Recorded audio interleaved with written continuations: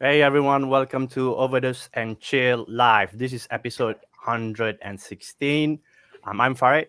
I'm the creative director for OD Singapore, and I'm joined by my wonderful, the one, the only, the chosen one, the big one from Taiwan, Darren. So he's Hey, our SEO manager for OD Southeast Asia. So Darren, before we jump into the nitty-gritty of things, can you let me know the day if you ever turn 116 years old, what you gonna do for your birthday? 161 years old. I think I will rewatch this episode to see what I'm doing. Okay, cool. What about Anyway, you? me, I'm Yeah. I'm just gonna have a drink. Yeah, and that's it. It's like turning 16 for the second time. Okay, I've got a few questions to ask you. I know you've achieved a few accolades in the SEO things. Can you share with us a little bit about it? Yeah, it was before I got married. I have a lot of time, so I was just like, Google has a forum called Webmaster Forum, so I was just having a lot of time, so I spent time answering people's questions about SEO, about Google Webmaster Forum, about the guidelines, etc. And then one day, the community manager reached out to me and asked me if I'm interested in becoming their top contributors. So I was once their foreign top contributors, and it's pretty cool because they will invite you to their Google office, pay Damn, your flights, pay your shit, hotel, and like having that internal session with their team talking about SEO all day. that is really cool. How about now? You in any accolades ever since you got married? No, so they shut down the forum. I'm not the top contributors anymore, and I'm Okay. just I'm the SEO manager here at Overdose. I mean, it's still awesome. Okay, no What worries, about no worries. you? What's what? Me? Yeah, what's special about you? Yeah, I got nothing to flaunt about except my good looks. All Yeah, right. I'm not. Okay. All right. Let's get into the topic of today. Okay. Awesome. Okay, for those of you who just you are just tuning in, we are Overdose and we are broadcasting live on LinkedIn, Facebook, Twitter, and YouTube. If you have any questions or anything you'd like us to address, please leave them in the comments, and we are happy to jump in and answer. Let's go to the Prezzo. We've got a Okay. couple of awesome stats and data to share with everyone here today. And then me and Darren are just gonna talk about it. All right. All right. Odie and Chill, UX and SEO. How's it going, bro? Okay. Good. What's Uh, up? Cool. okay. Yeah. So just the first thing that we want to highlight to everyone, how are people browsing the web, right? Just take a look at the stats. Smartphone usage spiked during the pandemic. Everybody knows about COVID. The whole world is affected by COVID, right? And is and this smartphone habit is something that has endured worldwide, right? Ever since COVID, it's like a new habit. I guess it's not new, but it's something that got more intense, right? Where everybody is just more associated to their phone. And the number of smartphone users in Southeast Asia will reach 326.3 million in 2022. That's this year. And will rise steadily through 2026. So that means it's going to get more. More people are going to have more access to phone. Everybody is just going to be connecting through phones. Their life is associated with their smartphones. I don't know if it's good or bad, but yeah, this is the stats that we have. So if we go to the next thing that we want to share about is, check this out, the top countries by smartphone users. So we got the top 20 over here. Okay, so the table shows the top countries slash markets in terms of smartphone users in 2021.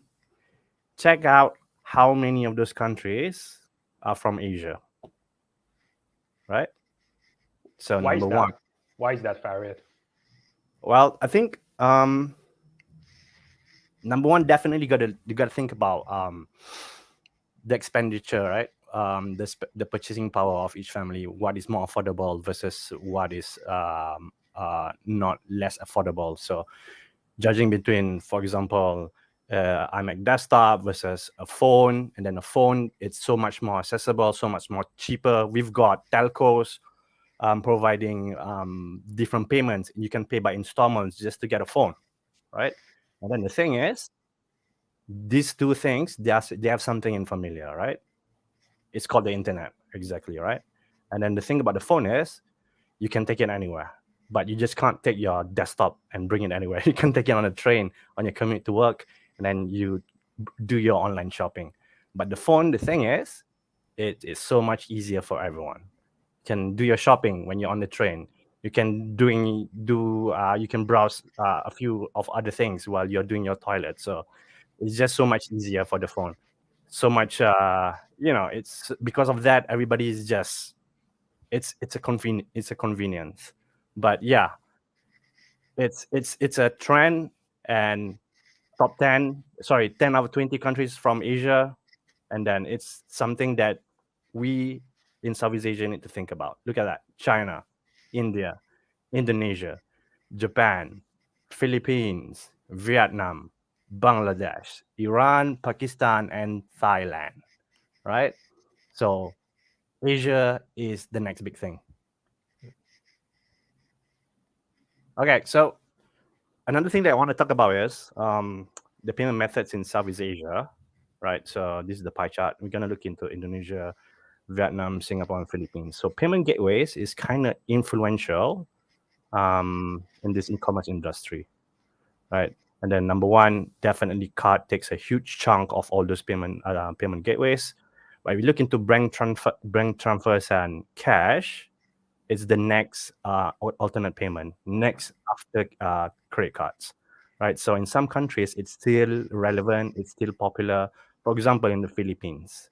So there are a few things that we can think of. Do you have any idea why is this happening, Darren? I don't know. Just like people are not used to making transaction online, maybe, so they don't want to give out their card information. So that's why you see the card, the card ratio is so low here in Philippines, just 22%. Yeah.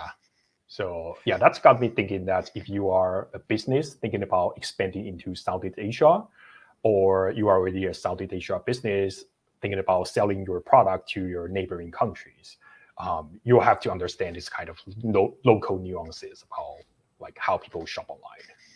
Yeah, right. So it's just not about looking forward, looking into the future, making everything cashless, but it also about business and brands to think about what's the current market out there, what's the current payment gateways out there, and you need to actually answer to all of those people with different needs. Some people have cards, some people have Bitcoin, some people just want to do cash on delivery. So it's really important as part of business to have this mindset that you want to throw a huge giant net and just catch everyone. A couple of another stats that we want to share is, look at that.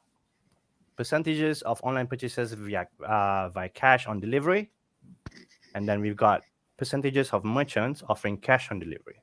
So I'm really happy that most of the merchants, they are still thinking about it. So for all of you brands out there tuning in, all of you business owners tuning in, if you are gonna somehow expand into other regions in Southeast Asia, these are the kind of things that you need to think about, right? We just need to think about how we can answer to all of these different needs from different places. So without further ado, I want to share with you guys a case study that we did recently with one of our awesome clients, Lulusa. Big up Lulusa. So the thing is with Lulusa is cash on delivery is still very relevant in Pakistan, right?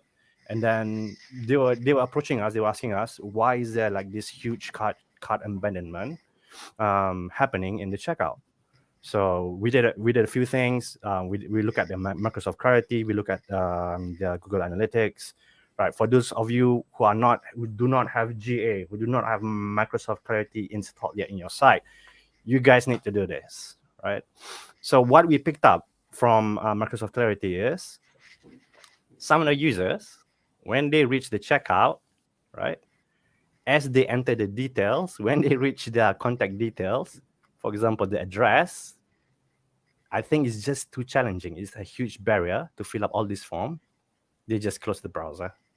So that is actually contributing to the high high checkout abandonment rate.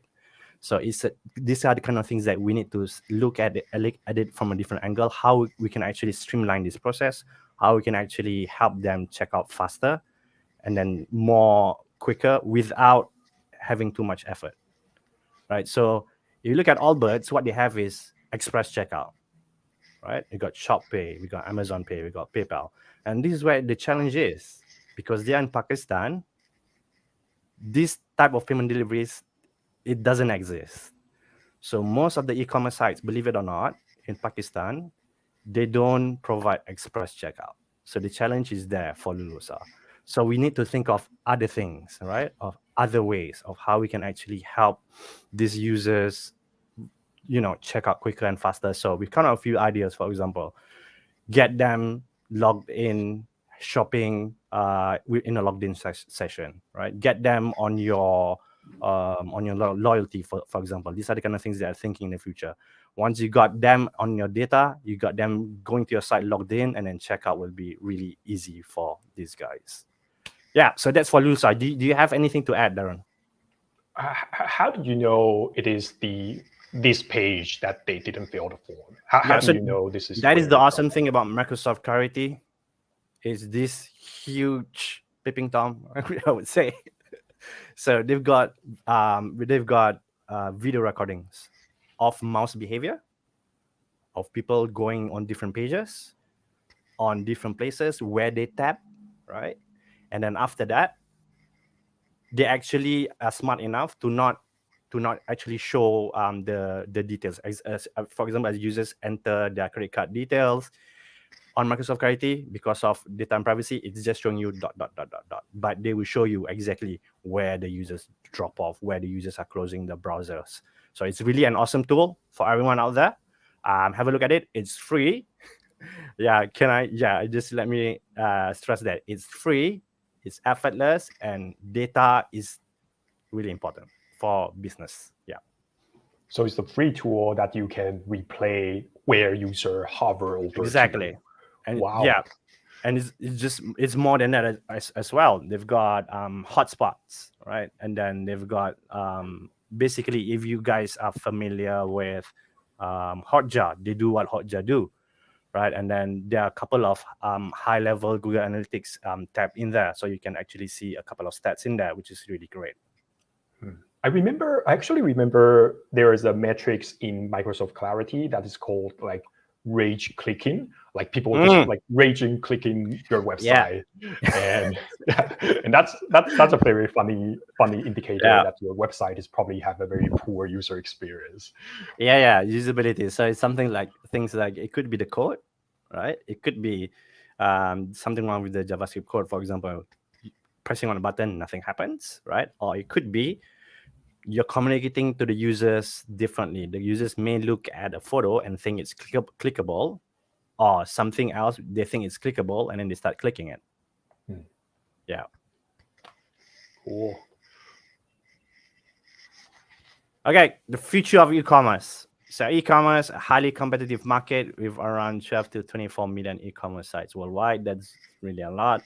So by 2040, 95% of all purchases are estimated to be carried out through e-commerce channels. So this means businesses have to work harder to ensure that they secure the sweet spot in the e-commerce industry. So we got from our individual views, we got a couple of ideas that we want to share with you guys. So if we go to the next slide, Darren. So from UX point of view, right? So it is really important that UX of e-commerce platforms focus on ways to increase user attraction, engagement, and retention to grow sales and business profits, right? UX, UI still hold a pivotal role in satisfying customers, improving the shopping journey, right? And then from SEO point of view, in the world's fastest growing regions where population is just exploding, innovation is a necessity. People waking up and then they see a baby on their lap, right? That's happening in Asia. Everyone's just getting babies when they wake up in the morning. The population is just growing, right? Growth might not be a problem for brands, right? They can just grow as a brand, but visibility is this really where the problem is. For example, you're selling shoes. How are you going to be more visible than the Adidas's and the Nikes? If you're selling shirts or pants, how are you going to be better than, for example, ASOS? How are you gonna get, any sort of visibility, right, from from all these competitors? Yeah, totally So next, agree. yeah, Yeah, I mean, for visibility, if you are loaded, if you are like, if you have endless fountain, then maybe you can get that visibility through advertising online or whatnot. But I mean, investing in SEO and user experience is going to be more sustainable for you to be in the business. yeah, that's right. Okay, so number one, we're going to talk about a few thought pieces that I think everybody should have this kind of way of thinking. Number one, you really need to think about usability of your current e-commerce website, right? The significant part of UX design, usability aims to make the customer journey clearer. You need to have things like guided navigation, quick signups, right? Effective feedbacks, and fast loading pages. These are the kind of things that increase the usability of a design. So we're gonna look at that screenshot over there, Darren. Can you talk to us about that screenshot over there? The How can screenshot anyone? here. Yes, how can anyone access this? Which could be some of you guys don't know that this is actually available in your Google Chrome browser. Yeah, so this one is something called the web page test. So Google has this like API called Lighthouse that they will diagnose your performance of the website. And by performance, we are not just saying this is about speed. It's also include like interactivity or like your layout shift. Because if elements on your web page is like moving around when people are browsing, it's not a good user experience. So they're trying to quantify the user experience, and this is one of the tools they offer. Okay, so what's the metrics for all this? Is scoring out of 100, right? Yeah, it's one. It's 0 to 100. If you are lower than 50, you got the red. 50 to 89, you got the green. Orange. And over 90, which is a very high standard in my opinion, you'll eventually get a green. Have you seen anyone over 90? Not. Yeah, only from our clients. Okay, all right. Okay, so anyway, like just to note for everyone, don't be too worried about this, but it's something really important that you guys need to take care of, right? The thing about this is they're measuring your website performance on a throttle network, right? But on a throttle network, for example, on a really slow network, this is how your performance is gonna score. We got a question from an old man, Yasin Keys. What is a typical cause of a rate score for performance? Darren, you want to take that? I don't have that metrics on top of my head, but I think there was a research conducted by like Amazon a couple of years ago saying that every 1 second slowness on your website, the conversion rate is dropped like 7% or something. I'll have to look it up, but it's quite significant. Okay. So adding on to that, right? A rate score, you see it, a couple of things that you can do. Just look lower down the screen. Okay. You can actually see there's time to interface, time to tracking, blah, yada, yada, yada. And if you scroll further below, which I don't have the screenshot, right? Something that Yasin is asking, normally it's going to be things like unused JavaScript. Normally it's going to be things like unused CSS, right? And then there's things like your images, the type of images they're using, right? And then I just want to highlight as well, these are the differences when you go custom build versus using a theme, right? When you go custom build, you have more control of your website, right? Because you're building, think of it as I'm building my house from the ground up.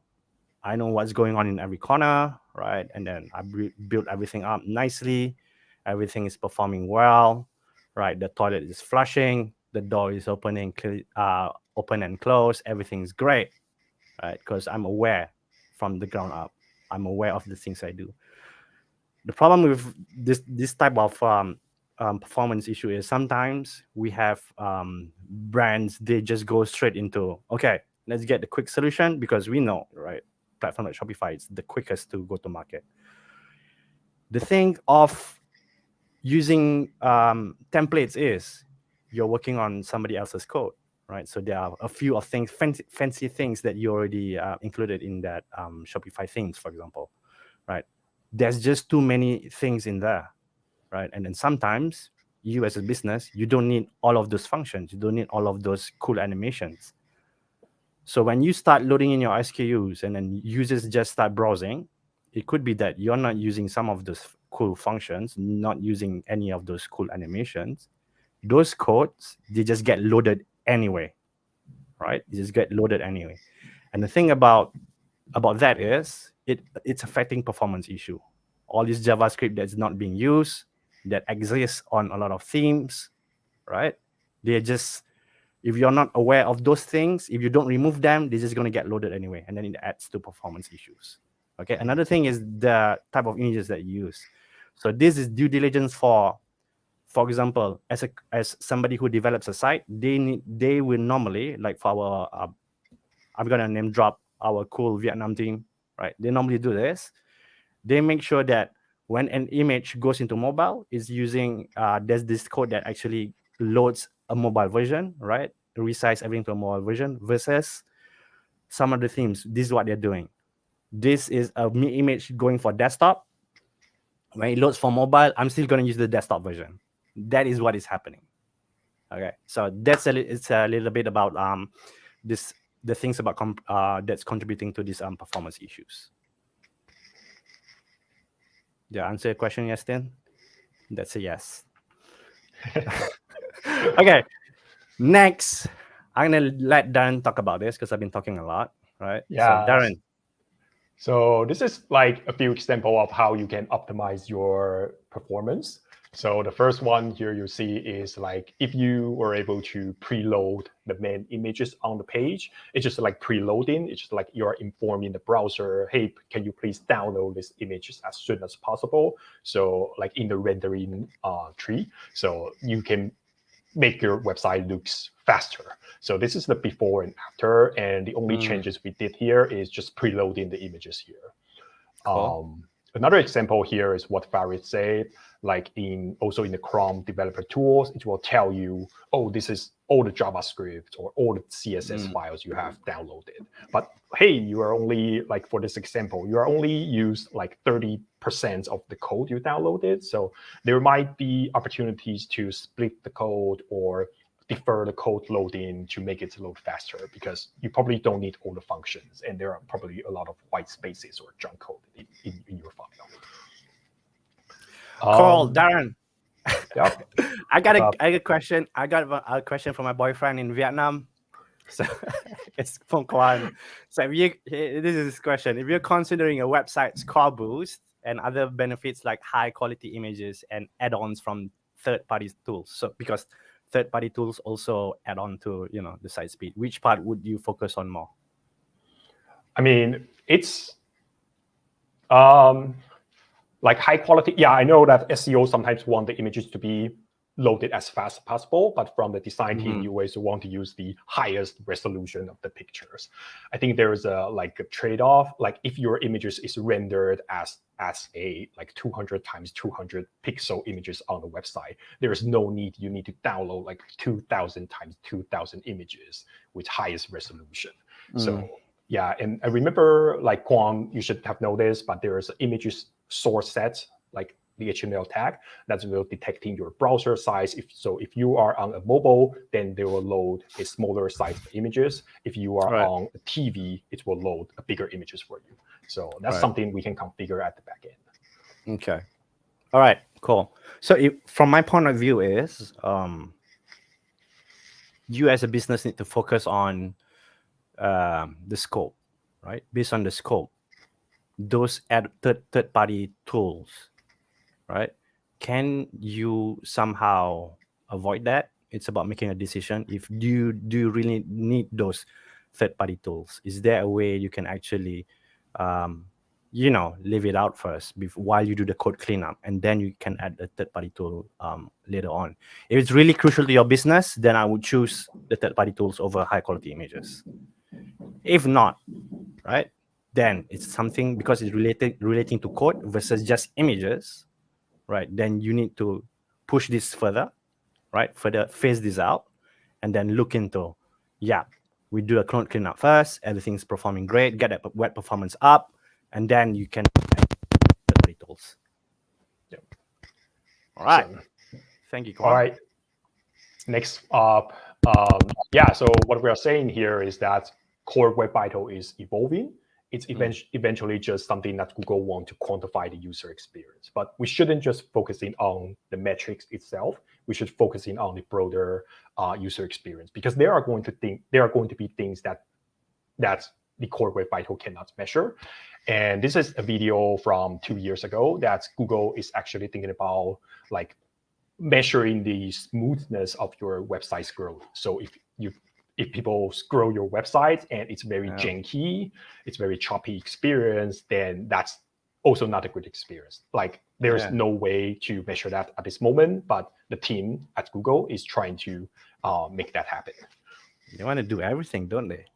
Oh yeah, they want to measure everything, and they want to be the standards. They want to be the standard, yeah. Okay. Wait, so how does that relate to? Sorry, Darren. How does that relate to, from UX point of view, right? So I guess this is gonna speak more about the way we develop our code. So making sure that because I'm not sure how this whatever Google bots are measuring this scrolling and animations. It could be that they're looking at their codes. Can't be like they're doing like some sort of a screen recording, right? Do you have any insights on that? I think there are actually, so there's a white paper, you can look it up, but I think that from the code perspective, they are able to detect if that's like the friend between friend, is that a junky experience or is that a smooth experience when people scroll? So I think they're able to detect that somehow. I don't know. All right. Sorry, Darren. We got a question from my SEO Big Daddy, Jason Mann from Australia. Is page speed and core web vitals as important as basic SEO 101? I don't know what is SEO 101. Optimization such as keyword usage, well-written content, crawling, and indexing. Yeah. Like I said, Google doesn't want people to chase the metrics just for the sake of higher score. So they have public announced that this is a ranking factor, but it's going to be a minimal ranking factor. So it's probably not as important as having a good content or having the right content that is targeting people's needs. But it's still something user experience related. And I mean, if a site is offering good user experience, then it will rank higher naturally. I mean, assuming everything else remains the same. So hope that answers the question. I don't know how to validate that, but I agree with you. Yeah, source, trust me, bro. Okay. All right, let's move forward. Okay, how about this?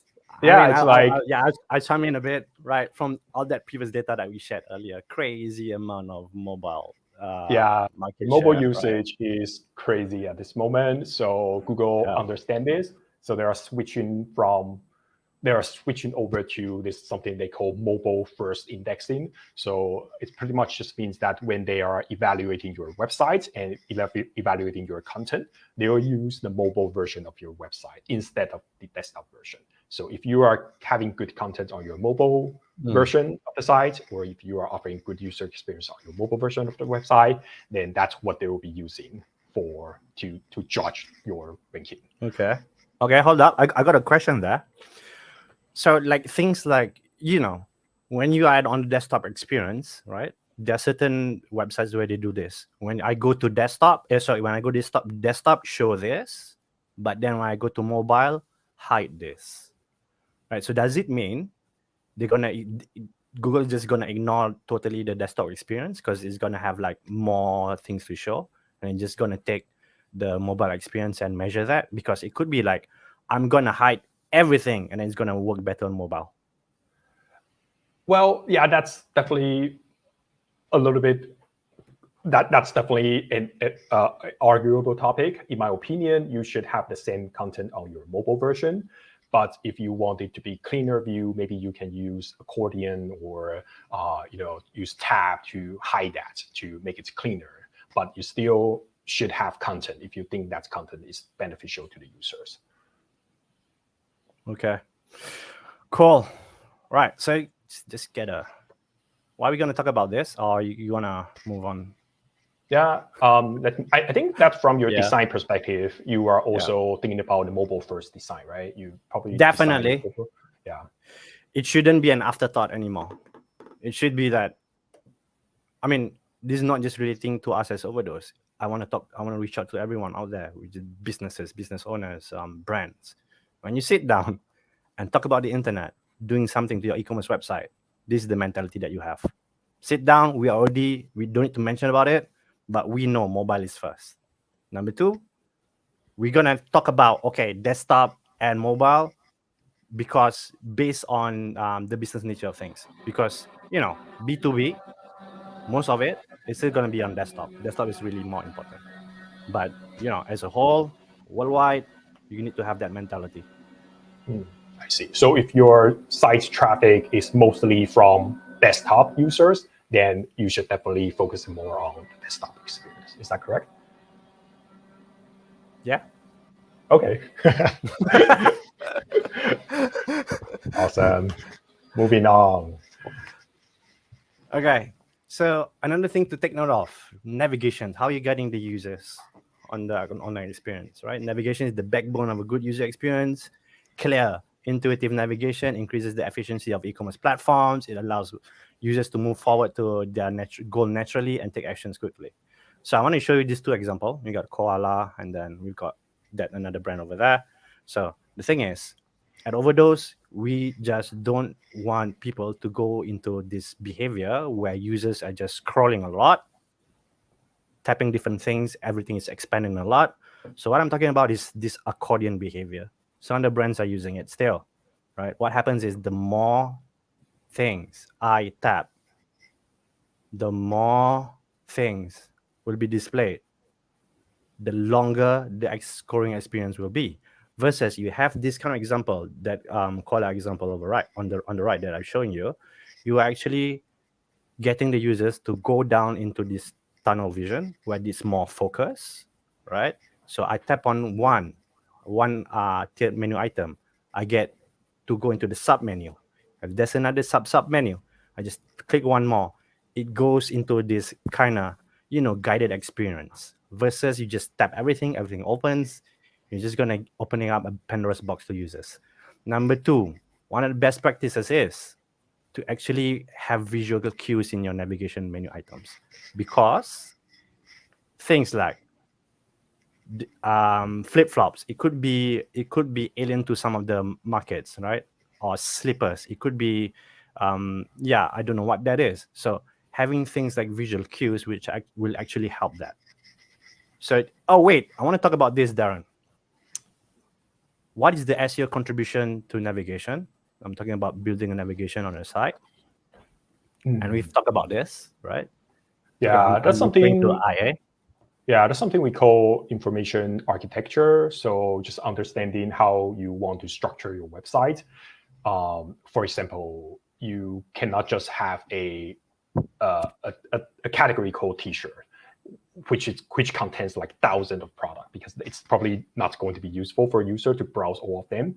So there probably are opportunities that you can break that further down into V-neck T-shirt, or crew neck T-shirt, or polo T-shirt, etc.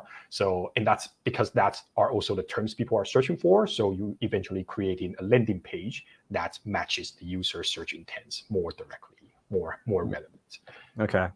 Next thing I want to ask you is, because I know how long you take, why does it take just damn long to get this IA done? And should it be taking this long? Yeah, it's like getting into the customer's mindset, understanding what they are searching for. And there's a stat that 15% of the queries people type in Google are actually new every day. So it's just like people are searching weird things. So we need to understand what they are searching for, and also validate if that search queries have some search volume. Is that something that people commonly use? And also, like when we are into this Southeast Asia markets, there like people are having a little bit slightly different language using in different region. Yeah. So you need to understand how they use those terms locally. Yeah. Awesome. Thanks for that. Okay. How long do you normally take to do an IA? A month for that? a week probably. Okay. Yeah, but I just want to be clear that this is what we are doing. We want to know what people are searching for, and it's not as easy as it seems. Does it affect the way we structure the site as well? Like, collections / brands / product. Is that part of IA as well? Yeah, so after the IA will inform you, t-shirt is the parents category. Under that, there should be V-neck, crew neck, etc., etc. And like, if we created so many different pages that people are searching for, how can we group them in a more structural way? Okay. Cool. All right. So moving on. Next thing is the layout, right? So this is just basic design principles. How an item is presented in an e-commerce platform is the decisive factor that drives successful transaction. So I show you the example of the screenshot on the right from Joybird, right? Just look at that. It's really beautiful. I am in love with this site, right? If this site is a person, I would take this site out and spend money on this site. But look at the price, 1,149. I can't afford that. But the cool thing is, check that out. From $96 per month for 12 months, they have that. That is an e-commerce function, right? It talks about BNPL, right? So these are the kind of things that you people as a brand, as a business, need to think about. If you know that your SKU is kind of on the high end, what are you gonna do? How are you gonna strategize the pricing point to actually please or to a broader market, right? Number two, the product name, right, is really clear, Belshare. And the number three, that reviews, star review and ratings. Then you want to talk a little bit about the stars, review and ratings. How is it important? So reviews is something, I mean, we probably all have seen this like in our daily life.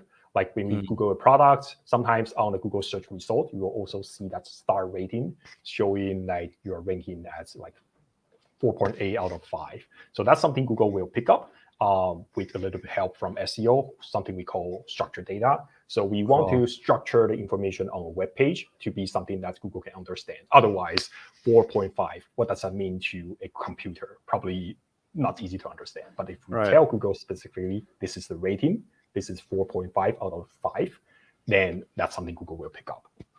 Damn, that is gold. Okay. So next, if you look further below, check this out. You need to prioritize the key information, where it's going to be placed, and then how it's going to be displayed. Just look at this, how they're doing this behavior, right? Photo docs, information, start scrolling. Everything's done. I show other pages. Behavior plays a huge part in contributing to a great user experience, right? So I'm aware this is my e-commerce functions, right? There's a lot of things scrolling. I just let the user scrolls, but the captivating thing is the photo. All right. So then, can you just go to the previous slide? I want to show. I forgot to mention something. Should be this one. Yeah. So I want to also talk a little bit about things like the top sellers, those stickers, right? It's very small, very minute. It's just like an elf whispering in your ear. But it's really important.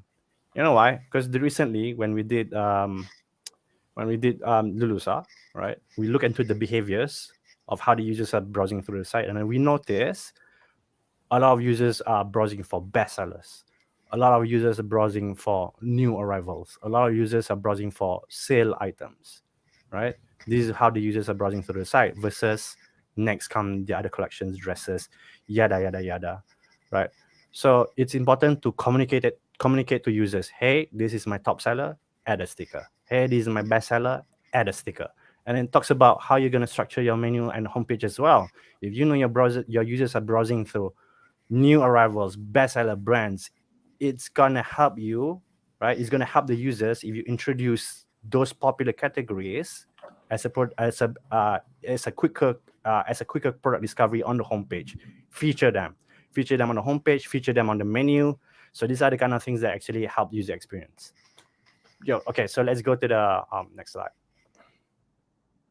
next one.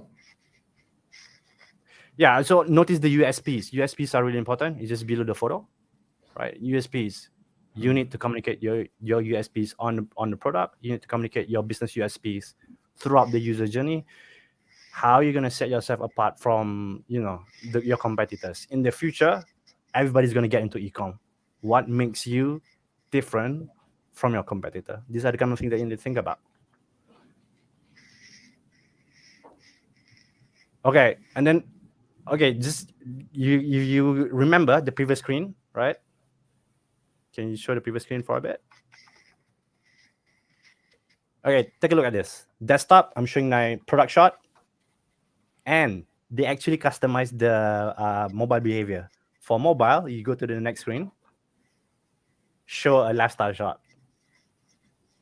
Which one has more impact, Darren? Do you think the lifestyle shot has more impact or the product shot has more impact? I think this one looks better because it's let me know how it look like when I put it in my room.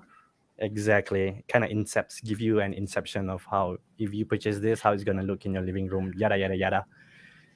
The thing is, they customize this behavior for the mobile experience. They've thought about this. They've thought about the people that are browsing through the site. Obviously, we know market share around the world. Mobile is still going to be better. Mobile is going to be like 70, 80, 90% of your traffic. So they actually customize the experience. On mobile, please show. It's staying on the website. On mobile, please show the lifestyle shot, because we know lifestyle shot has an impact. Photos that you use on your website, they have an impact.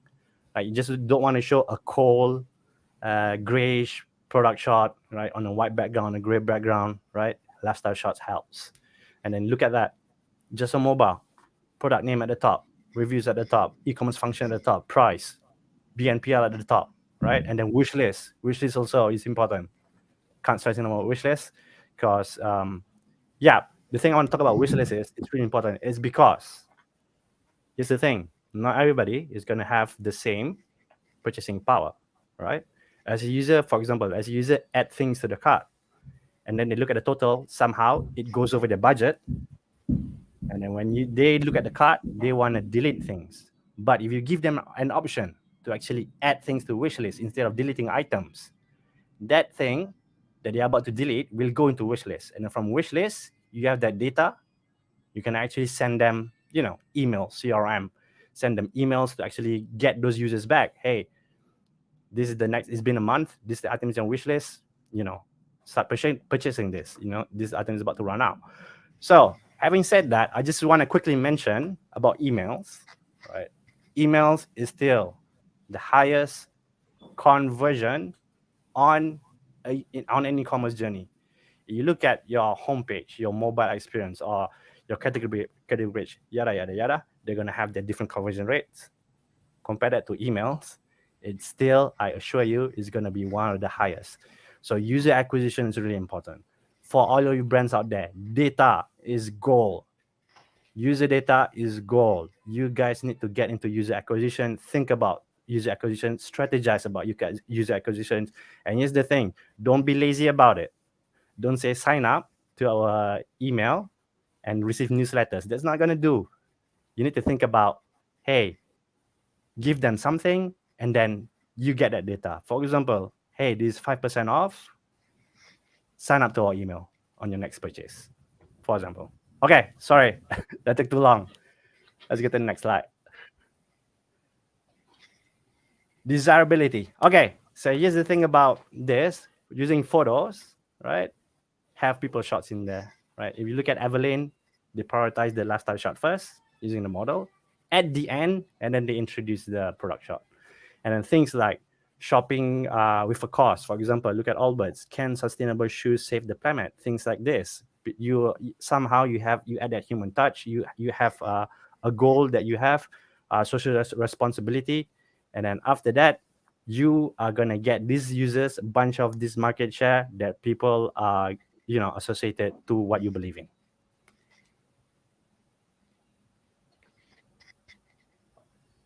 Oh, hold up, we got sorry, Dan, we got a question on Sam Teo. How do you tailor different product categories and product names according to user browsing behaviors across different countries? Example: Users might search for a V-neck in one country, but not the other.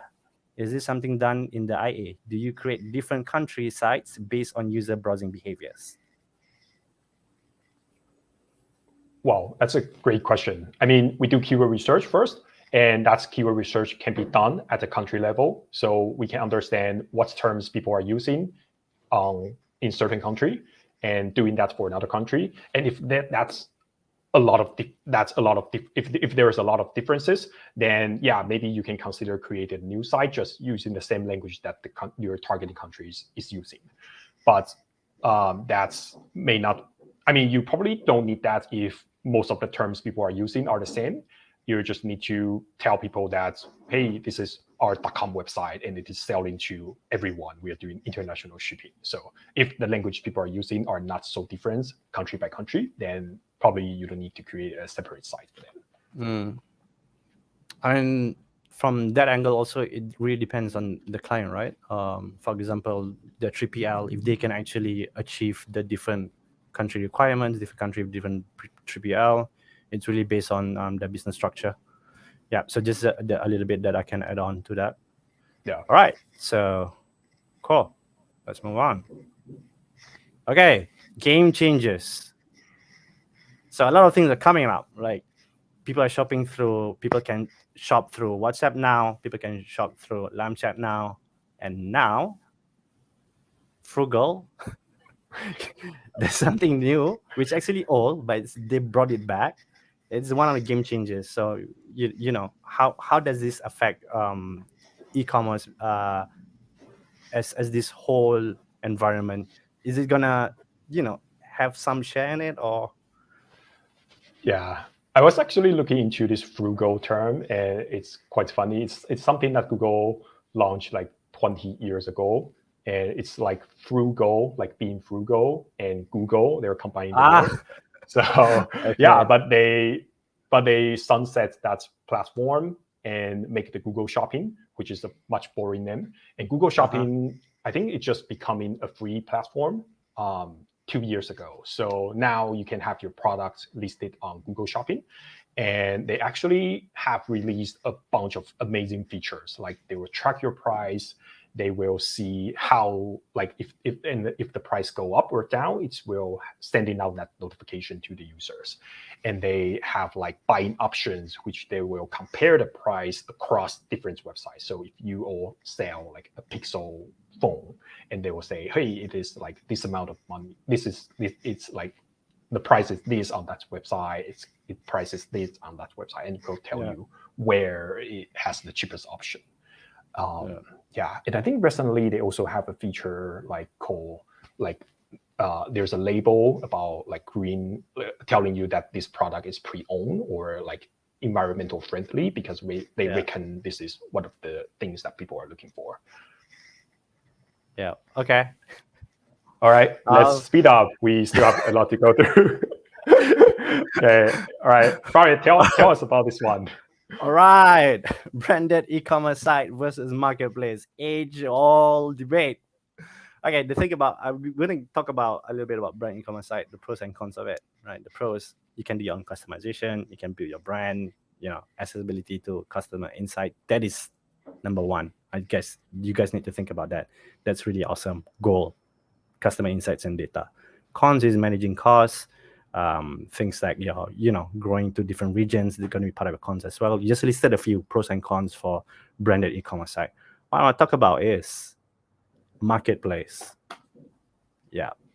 So the thing about marketplace is it's really quick and easy, right? Cons, selling fee. The last mile brand experience is lost. On-site competition that affects price point. And then things like customer data, you don't have any of it, right? So these are the cons of a marketplace. I know it's really accessible. Everybody can just set up a shop in a marketplace, but think about this data. If you are this brand that you've built for so long, and then it goes into a marketplace and you have no visibility of your users, no visibility of the people buying from you, right? I think that's a huge loss because marketplace is going to hold that data, right? And then things like, I know some of the brands, they have their own site, the branded site, but then they want to sell in the marketplace as well because they know they're going to reach a wider network. The problem with that is cannibalization, right? You're gonna sell that same SKU on these two different platforms, right? You can never compete with marketplace because they've got their own offer system like coins. They've got different offers that is gonna add on top of your SKU of your products, the things that you offer. So you are never gonna compete with that. So I just want to mention that some of the things that some of the notable brands do, right? For backdated products, they put into a marketplace. For premium new arrivals, they reserve it for the brand in the e-commerce site. So I'm not saying it's all bad, but you want to get into both, please strategize. Anything you want to add here, Darren? So you're saying that if you are selling things online, you should have your e-commerce website. You should have your own website. Okay. So, yeah. So it's I think it's like if you want, like it's the same as the personal branding, right? You should have your own website if you want to share the world about your portfolio. You don't want to host like your OnlyFans account. You don't want to have just your hard work there, because if OnlyFans shut down, you're gonna lose all your content. So better have your own website. I'm an awesome model. I've been building my brand for so long, and then I throw it all away by featuring myself on OnlyFans. Okay, understood. Okay. All right. Okay, moving forward, I'll talk about the way that people are searching through the web. Right. Number one, you guys need to think about this the types of you guys need to think about this kind of people where they reach different entry points and then arrive into your site. Number one, these people, you need to think about that exact search where users know exactly what they're looking for. So they type down the exact right product, and then they click enter. They get served, the search results, and then you guys just need to do your SEO diligence, add product details, things like that on your product details page. Make sure it appears on the first page of Google results. Next is product type search, right? So they don't know the exact name of the product, but I know what I want. I want a cordless vacuum cleaner. So this is where users searches as general product rather than a specific brand model. So things like, again, product details, right? What does it do? Things like pulling block entries on the PDP. This will help you rank better on the PDP. Anything else to add, Darren? How we can actually win some of these product type searches? Do the keyword research. Okay. Oh, that's it? Yeah, that's it. Okay, non-product search, where the user is looking for information rather than product. So opening time for the most luxurious toilet in Singapore. So these are the kind of things that people will also be looking for. For example, you have a motor store, they're going to be looking for this. What time does Darren and Farid's amazing store open? Things like that, right? So this is non-product search. Next is, I did a case study of this person. It's called problem-based search, right? Where a user searches for a solution to a problem without knowing exactly what kind of product they need. For example, on this profile, this case study, this Welsh Richard Gere, my hair is gray. Should I dye it? Okay, so these are the kind of search results it's going to display on Google search results. Can you go to the next screen, Darren? Okay, so we're going to ignore the ad. Basically, that's your spending money. But look at the link number 2, saga.co.uk, going gray, to dye or not to dye, Saga. And then, surprisingly, it's leading to a blog. So, Darren, can I ask you why? Oops. Can you go to the... why? Yeah, it's because... Does this happen? Yeah, it's like Google will try to understand what's the intent behind the search query. So if they identify this is more like an informational related search queries, they will more likely to return blog type of content instead of product type of content. But that's still another way you can acquire users and get your brand exposure. Okay, cool. Okay, so the next one, if so, I went scrolling, a little bit lower, and then check out these guys. How to dye gray hair, glamour.com. Eventually, it leads to a blog page again, right? And then on this blog page, you go to the next screen, right? They feature their product strategically in the blog entry, and then when I click on one of the tags, it actually leads me to to a collections page. So these are the kind of things that brands need to do, businesses need to do. Invest in content, right? Content is king. They are going to help you get that search results you want, right? From all those different people, from those 4 type of categories.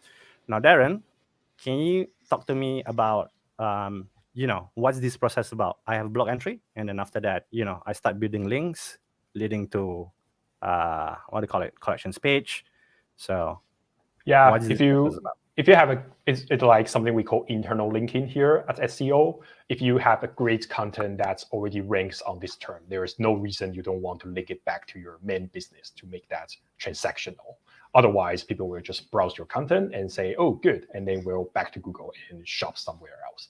So yeah, we need to we need to like internal linking between your product pages or collection pages with your content. Okay. All right, that's really awesome. Okay. Okay, I'll give you.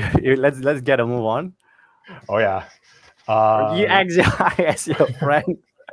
Yeah, Friend of SEO foe. versus UX and UI. So the reason we put up this slide is because it's actually quite common that there is some tension between the SEO and the UX team.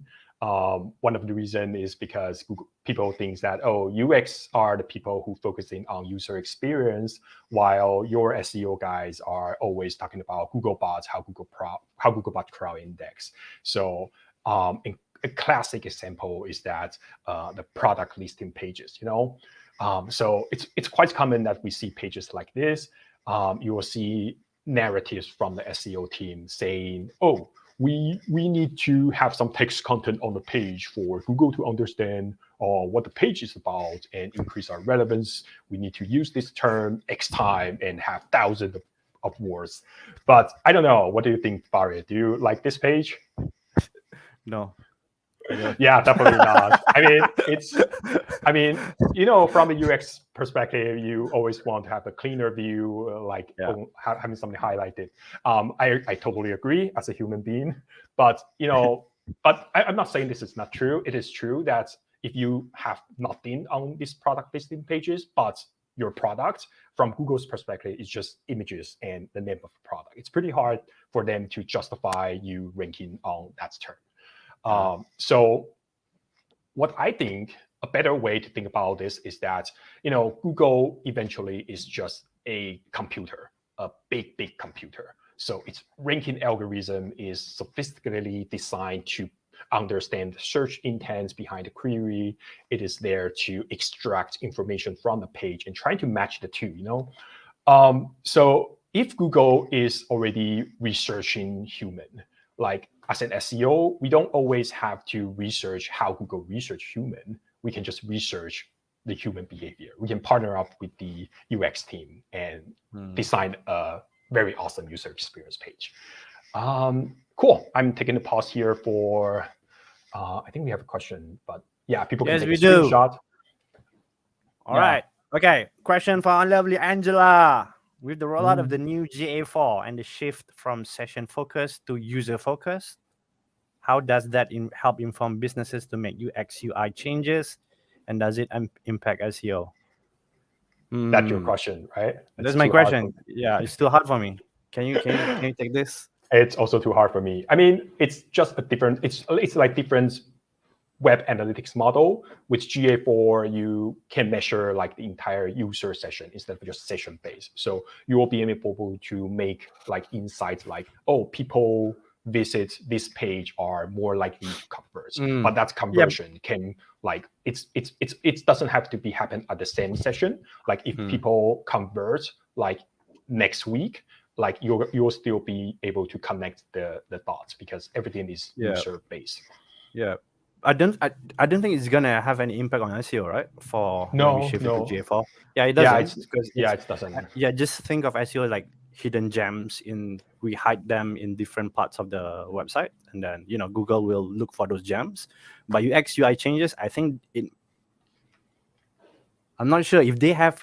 Basically, when we do UX UI changes, it's based on browsing data of the users. So again, I don't see any huge changes as well. So it's based on the user browsing journey. and then we make all the recommendations or how we customize the website. It's just that it's a new way of reporting to me, a new way of reporting, GA4. Yeah. Agree. Okay.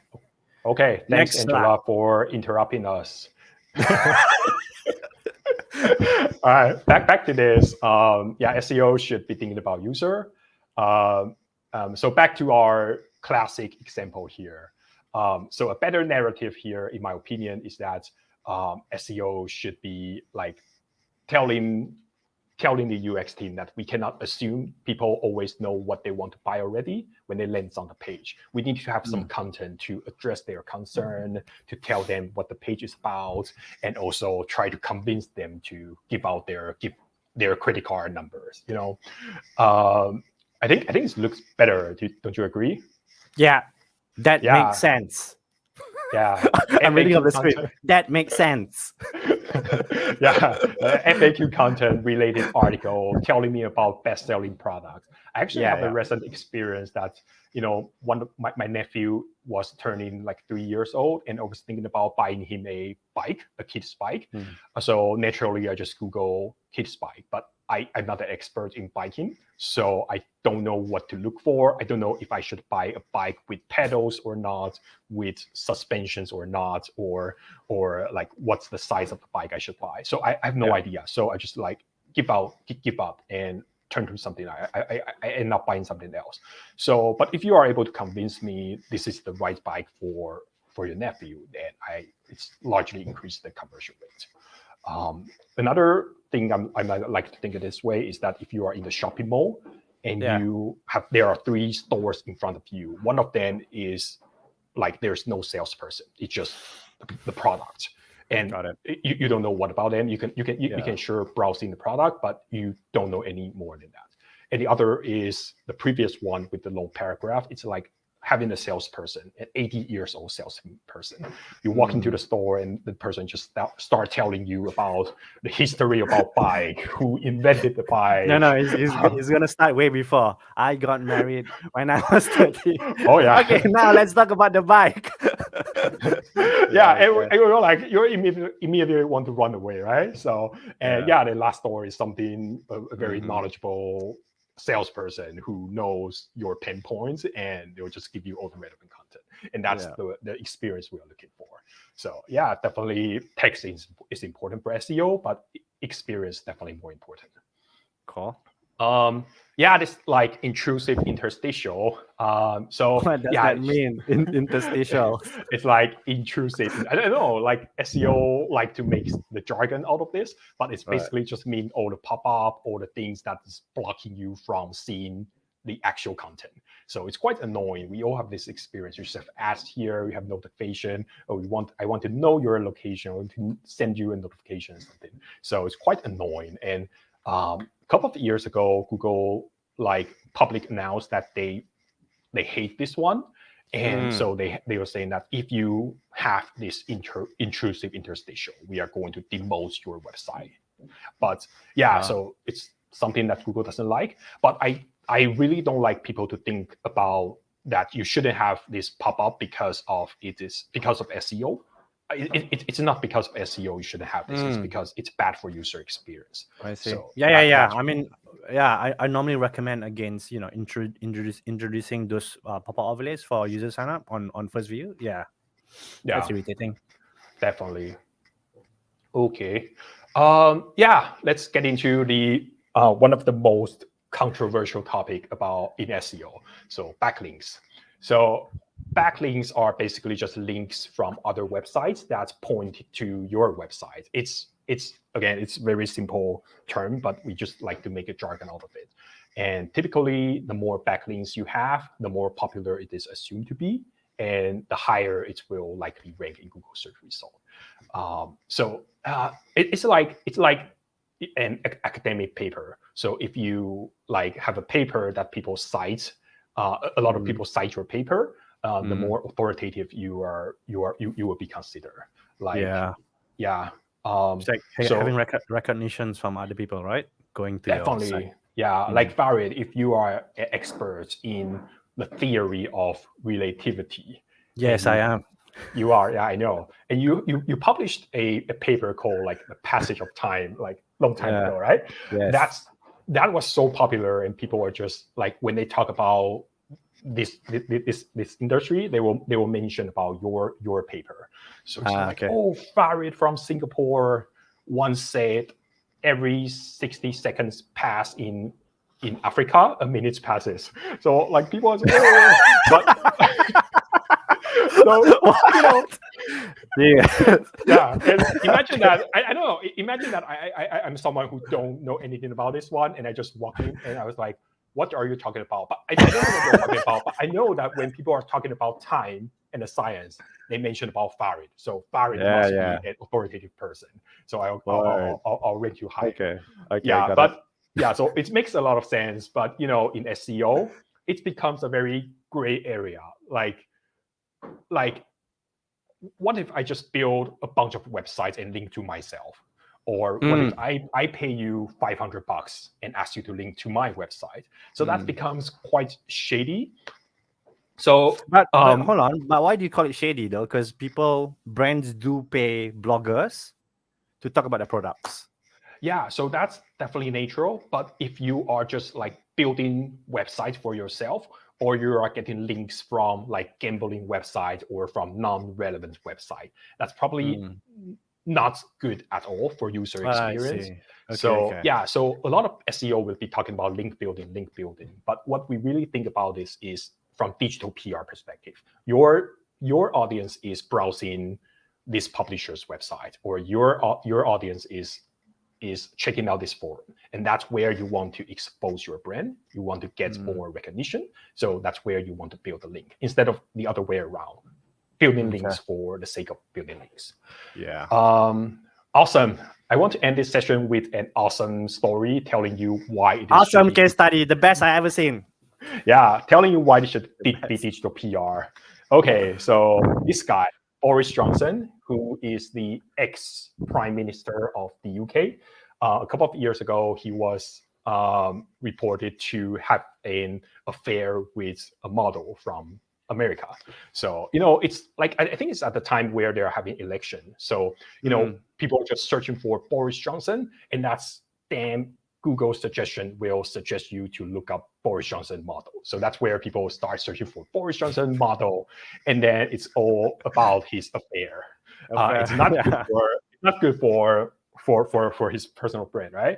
Yeah. But this genius, like in the next few days during an interview, like the host, like he was challenged about his languages and tone, because this guy is like the Donald Trump of the UK version. So but and he was like, when someone asks you why you don't behave well, he was like, I think I have been the model of constraint. And the media exploded. People are like, this is ridiculous. How come he claimed himself to be the model of restraint, etc.? So people are just talking about this all over the place. And you know what's happened? Like immediately when people start looking for Boris Johnson model, that's got covered, like that's covered by this hilarious news, like the prime minister telling everyone he's the model of restraint. So he successfully pushed down the negative press media about him and trying to be this like. So like, it's actually not the only example. He has other example about how he tried to cover his bad news about him. So yeah, this guy is definitely a master of SEO. That's one of the coolest case study I ever seen. Yeah. All right. Thank you. I hope you guys enjoyed some of our golden nuggets. Maybe a little bit too much golden nuggets that we've shared. Now it's time for Q&A. Just drop in your questions. You have any? Questions. What is the impact of rich clicks on conversion, guys? Yeah, it does contribute to user frustrations. So every time a user is frustrated, it's going to affect conversion, right? So it's important to actually study this. And you can never get this without installing Microsoft Clarity on your site. So people, please install Microsoft Clarity on your site. It's going to pull all of this data, rich clicks, cart abandonment, It's all there in Microsoft Clarity. So it's all about you as a person doing your due diligence to look into all this data. Or you can just have Overdose look at it. Okay. How much tall is Darren and Farid? Damn tall. I think it's 2 meters. Are you? What about you? I remember you are like 150, right? I'm about the same height as Bruce Lee, 1.7. Okay. Yeah. But we got the same feet size. Remember? Why? You are a size 10. I'm a size 10 as well. I don't know. I don't know about that. All right, guys, if you are curious, look up Farid's OnlyFans account. Okay, how does SEO keyword research inform decisions on CRO and or vice versa? Let's just talk about this. I studied off Darren.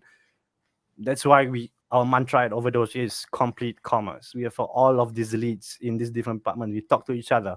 I will always talk to Darren in regarding to how to structure the menu, right? And then what's the best practice out there?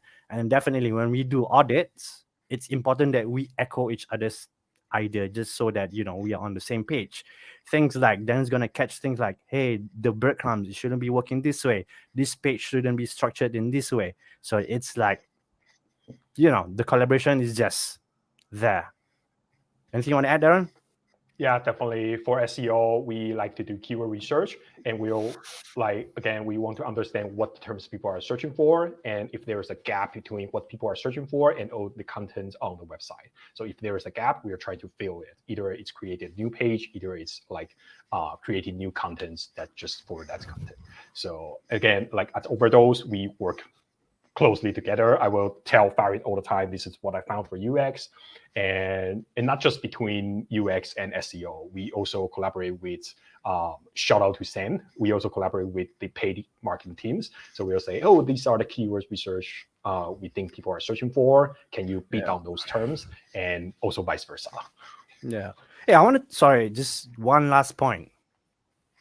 What about Des? Are you friends? Of course, dude. Me and the Vietnam bros, we are lovers. Anyway. Anyway. Wait, hold on. Darren, I want to talk about a little bit on the collections page, right? There's always this discussion where, a long scrolling page is just really awesome, like a infinite scroll. Like a lot of brands, they still love this because it's just, scrolling a lot.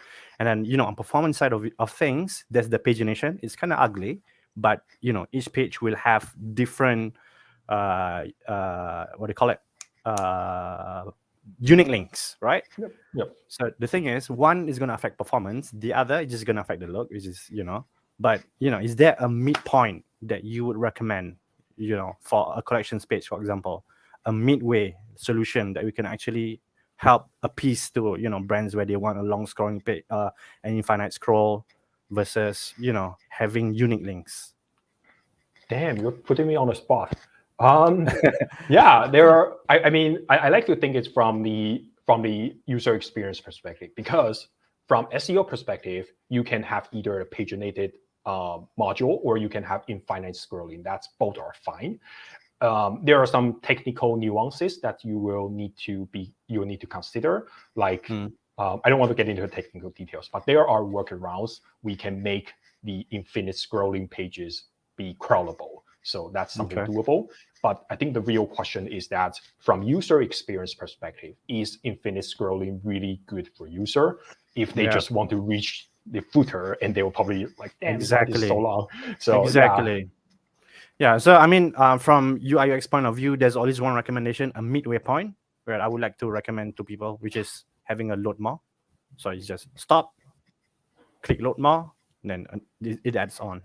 Right. So after that, it's just about doing your code hygienes to actually include what Darren said earlier, all those links.